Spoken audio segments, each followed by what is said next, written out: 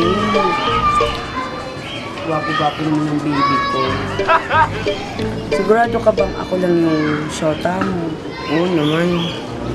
Kasi sa gwapo mo yun, parang hindi lang ako yung asawa mo. Hindi na yun. Sigurado ka? Oo naman. Ako lang talaga yung mahal mo. Oo. Okay.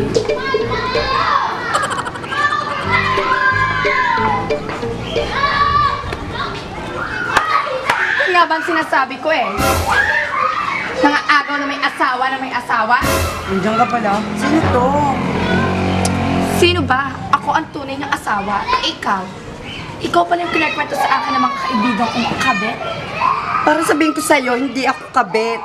At ako yung mahal niya, di ba? Pero mas ako ang naunang minahal niya. Pero hindi na kita mahal. Mas mahal ko diba? siya. Mas maganda siya. Mas sexy.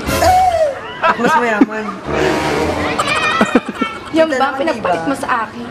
Sa ganda kong ito, ipagpapalit mo ako sa mukhang chonggo? Pero wala kang yaman, wala kang ganda, hindi ka sexy. At least ako may pinag-aralan. Ikaw, kaya ka lang naman yumaman. Dahil nagmula ka sa isang negosyo. Yes, kaya ako yumaman. You're right. Nagmula ako sa isang negosyo because I'm educated person. Alam ko yung pinag-aralan ko yung mga bagay na yon.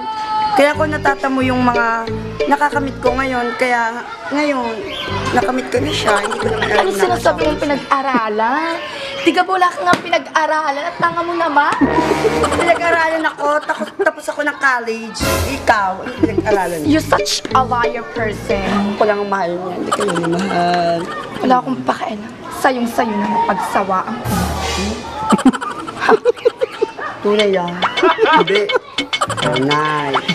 Tunay! Manahimik ka na. Ha!